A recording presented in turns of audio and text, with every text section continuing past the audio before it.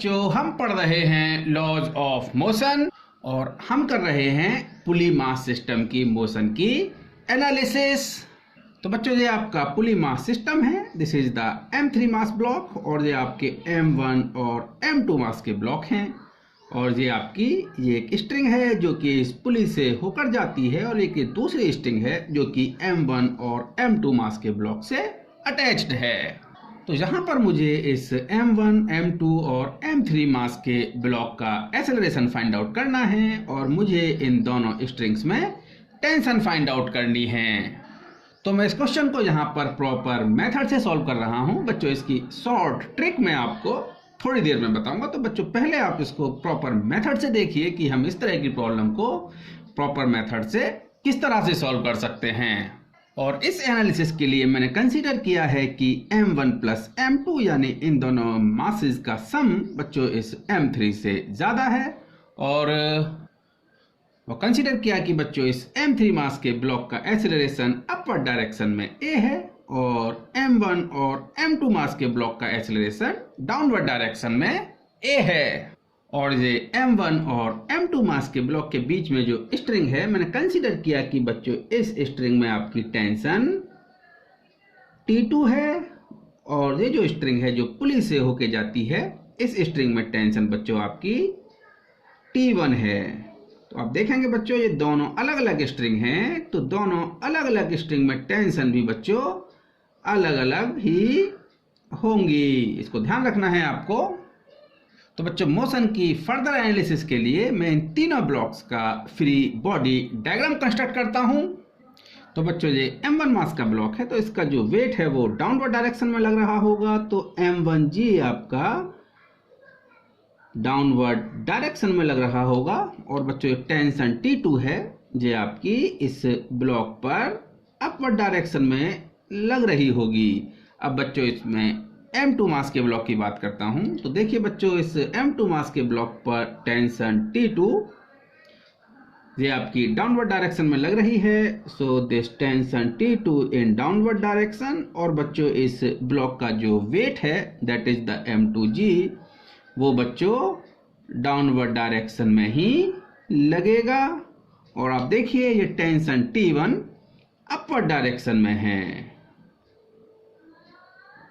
और अब मैं इस M3 मास के ब्लॉक की बात करता हूं तो इसका जो वेट है दैट इज द M3G ये बच्चों आपका डाउनवर्ड डायरेक्शन में होगा और टेंशन T1 अपवर्ड डायरेक्शन में होगी।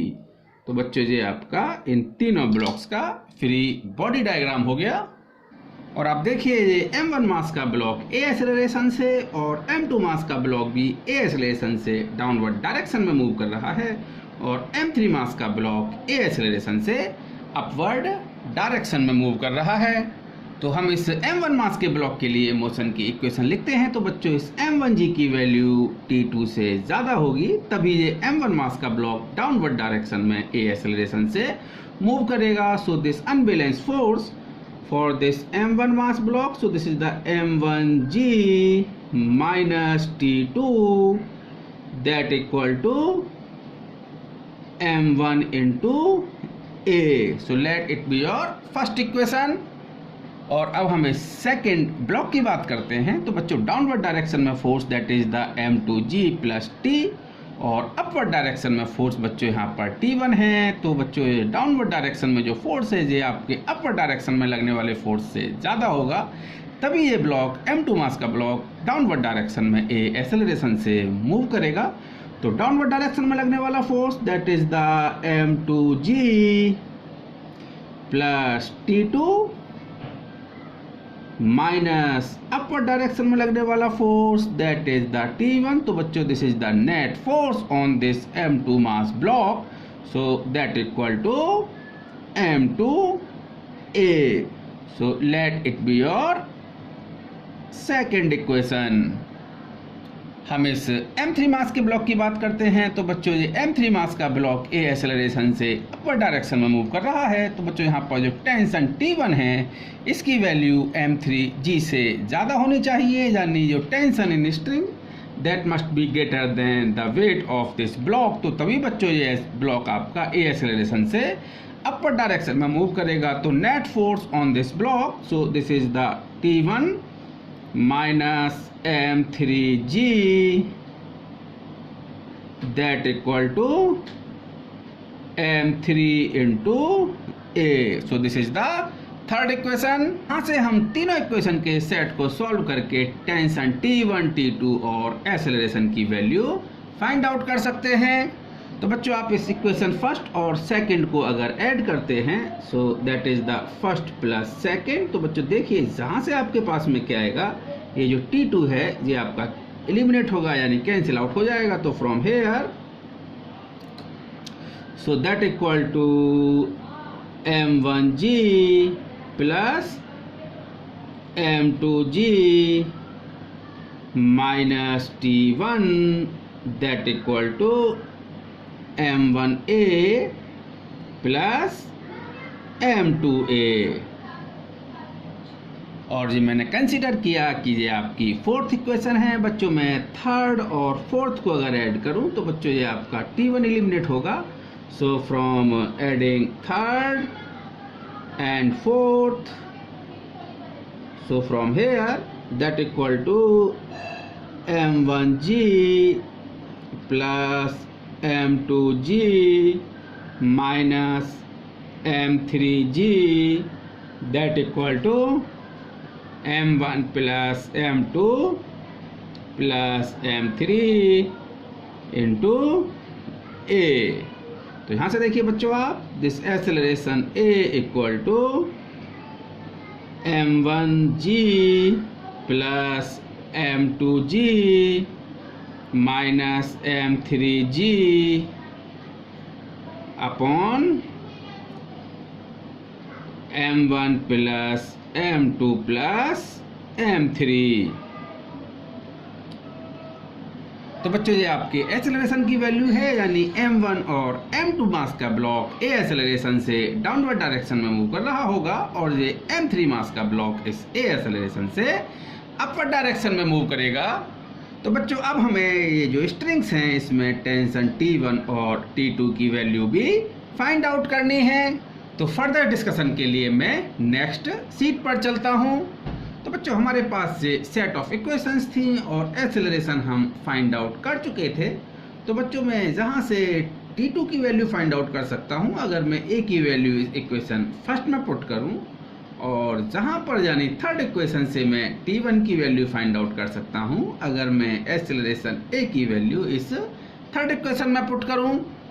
So from first equation this T2 equal to M1G minus M1A। तो बच्चों T2 को हम लिख सकते हैं जहाँ से अगर मैं M1 कॉमन लूँ so that equal to G minus A और मैं A की वैल्यू यहाँ पर पुट करता हूँ। so this T2 equal to M1 G minus A। so A equal to M1 plus M2 minus M3 upon M1 plus M2 plus M3 into G। और अगर मैं इसको सिंप्लीफाई करूं दिस T2 इक्वल टू, तो बच्चों मैंने इसको यानी T2 की वैल्यू को सिंप्लीफाई किया है। सो फ्रॉम हेयर बच्चों मैंने A की वैल्यू यहाँ पर पुट की है। So A equal to M1 plus M2 minus M3 upon M1 plus M2 plus M3 into G। और बच्चों मैंने G को जब कॉमन लिया और जब मैं इसको सिंप्लीफाई करूँगा so tension T2 in this string so that equal to twice of M1 M3 into G upon M1 plus M2 plus M3। तो बच्चों देखिए आप इस M1 और M3 मास के ब्लॉक के बीच में जो स्ट्रिंग है जिसमें आपकी टेंशन T2 है और इस टेंशन के लिए आपने एक्सप्रेशन फाइंड आउट किया this T2 equal to twice of M1 M3 G upon M1 plus M2 plus M3। और अब हम बच्चों ये जो स्ट्रिंग जो कि पुली से होके जाती है जिसमें टेंशन T1 है इसके लिए एक्सप्रेशन फाइंड आउट करेंगे। तो बच्चों अगर मैं इस ए की वैल्यू को यानी एक्सेलरेशन की वैल्यू को इस थर्ड इक्वेशन में पुट करूं तो जहां से मैं t1 की वैल्यू फाइंड आउट कर सकता हूं। So this t1 equal to m3g plus m3a। So from here t1 equal to m3 बच्चों मैंने यहाँ पर कॉमन लिया, so that equal to g plus a की वैल्यू आपने पुट की यहाँ पर। So this T1 equal to M3 that equal to G plus A. So A equal to M1 plus M2 minus M3 upon G upon M1 plus M2 plus M3 और इसको आपने simplify किया। So this t1 equal to m3g। बच्चों g आपने common लिया है, so this expression is like this. So this t1 equal to m3g and that equal to m1 plus m2 plus m3 plus that is the m1 plus m2 minus m3 upon m1 plus m2 plus m3। तो बच्चों जहाँ से मैं इसको simplify करूँ तो this t1 equal to, तो बच्चों this t1 equal to twice of m1 plus m2 into g into m3 upon m1 plus m2 plus m3। तो बच्चों ये मैंने प्रॉपर मेथड से आपको tension T1, T2 and acceleration find out करना बताया है। तो बच्चों मैंने आपको पूरा इसलिए एक्सप्लेन किया है कि आप एक ट्रिक बनाए हम जिससे कि हम इन एक्सप्रेशन को डायरेक्टली यूज कर सकें। तो हमने पढ़ा है कि acceleration of these two blocks यानी M1 M2 मास के जो ब्लॉक डाउनवर्ड डायरेक्शन में इस एक्सेलरेशन से मूव कर रहे हैं और M3 मास का ब्लॉक अपवर्ड डायरेक्शन में एक्सेलरेशन से मूव कर रहा है, जिसके लिए हमने एक्सप्रेशन फाइंड आउट किया। और हमने ये जो T2 टेंशन है जो M1 और M3 मास के ब्लॉक के बीच में स्ट्रिंग लगी है, और ये T1 टेंशन ये जो स्ट्रिंग है जो कि पुली से होके जाती है, इसके लिए हमने एक्सप्रेशन फाइंड आउट किया। So T1 equal to that equal to twice of m1 plus m2 into m3 into g upon m1 plus m2 plus m3 and बच्चों t2 की वैल्यू हमने फाइंड की है। तो बच्चों एक छोटी सी न्यूमेरिकल क्वेश्चन हम देखते हैं। तो बच्चों ये आपका एक छोटा सा न्यूमेरिकल क्वेश्चन है। ये एक स्ट्रिंग है जो कि पुली से होके जाती है, इसके एक एंड पर 4 किलोग्राम का वेट लटका हुआ है और बच्चों दूसरे एंड पर आपका 3 kg और 2 kg के ब्लॉक्स बंधे हुए हैं, यानी ये आपका एक अनदर स्ट्रिंग से 2 और 3 kg के ब्लॉक के बीच में एक स्ट्रिंग है जहां पर बच्चों एक आपका 2 kg का ब्लॉक लटका हुआ है। तो हमें इन मासेस का एक्सेलरेशन फाइंड आउट करना है और हमें फाइंड आउट करना है इन स्ट्रिंग्स के बीच में टेंशन। तो बच्चों मैंने कंसीडर किया कि इस स्ट्रिंग में टेंशन आपकी T1 है। तो यहाँ पर बच्चों टेंशन के एरोज जो हैं वो मैं आपको लगाने बता ही चुका हूँ।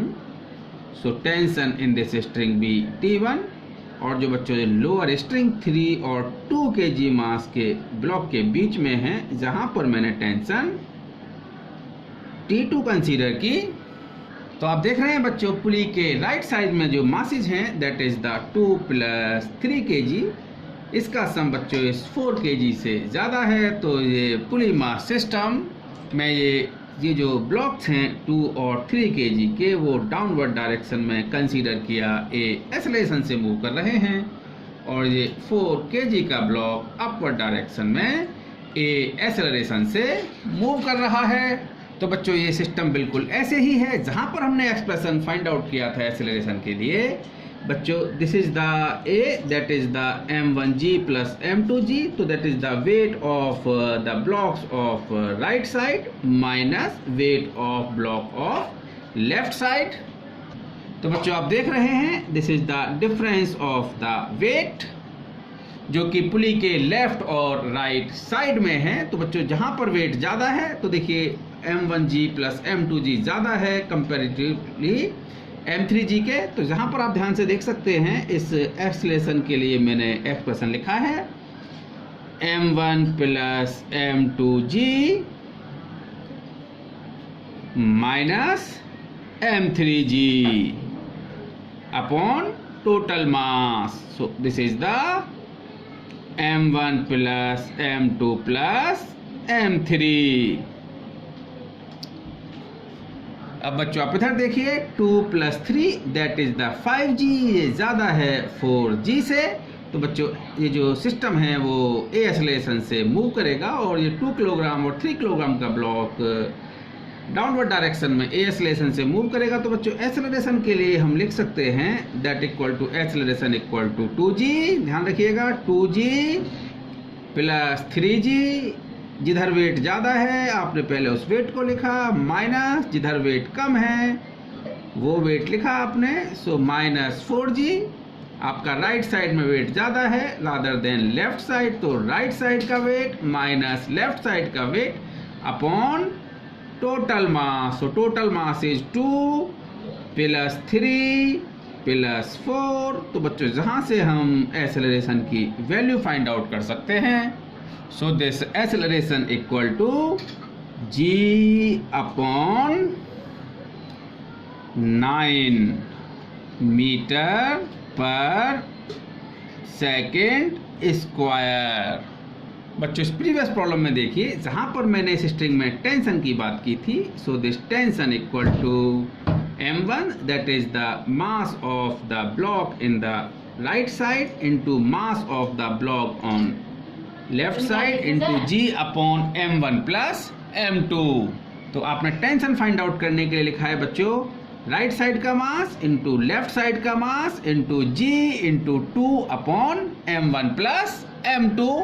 तो बच्चों जहां पर हम इस T1 को फाइंड आउट कर सकते हैं this T1 equal to twice into right side का मास। तो बच्चों this is the 3 plus 2, so this is the 2 plus 3 into left side का mass. So this is the 4 into g upon total mass. तो बच्चों total mass है आपका left side और right side में जो मास है उसका sum that is the 2 plus 3 plus 4। So this T1 equal to 40g upon 9 newton. बच्चों हम इस T2 की वैल्यू भी फाइंड आउट कर सकते हैं, लेकिन इसको मैं अभी प्रॉपर मेथड से फाइंड आउट कर रहा हूं। आपको शॉर्ट ट्रिक के लिए एक सेपरेट वीडियो लेक्चर में आपको बना के दूंगा। तो बच्चों ये आपका 2 kg का ब्लॉक है, इसका मैंने फ्री बॉडी डायग्राम कंस्ट्रक्ट किया है। तो बच्चों इसका जो वेट है वो डाउनवर्ड डायरेक्शन में लगेगा। सो 2g और टेंशन अपवर्ड डायरेक्शन में होगी, late it be the 2t, sorry it be the T2। और बच्चों इसका जो हम मोशन के लिए इक्वेशन लिखेंगे तो बच्चों ये ब्लॉक डाउनवर्ड डायरेक्शन में ए एक्सेलरेशन से मूव कर रहा है। तो हम लिख सकते हैं 2g minus T2 that equal to twice into a. तो ए की वैल्यू बच्चों मैं यहाँ पर पुट कर सकता हूँ और जहाँ से मैं T2 की वैल्यू फाइंड आउट कर सकता हूँ। So this T2 equal to 2g minus 2 into A. So from here this T2 equal to 2 that is the g minus a। आप a की वैल्यू पुट करेंगे तो this T2 equal to 2 into g minus g upon 9। So from here this T2 equal to that is the 16g upon 9 Newton। तो बच्चों ये आपकी T2 tension हो गई है। तो बच्चों इस तरह से हम कुछ पुली मास सिस्टम की प्रॉब्लम सॉल्व कर सकते हैं और मैं भी बहुत सारे न्यूमेरिकल क्वेश्चंस आपको कराऊंगा, बहुत सारी शॉर्ट ट्रिक्स में आपको कराऊंगा। तो बच्चों आप इनको बहुत ध्यान से पढ़िए। ओके।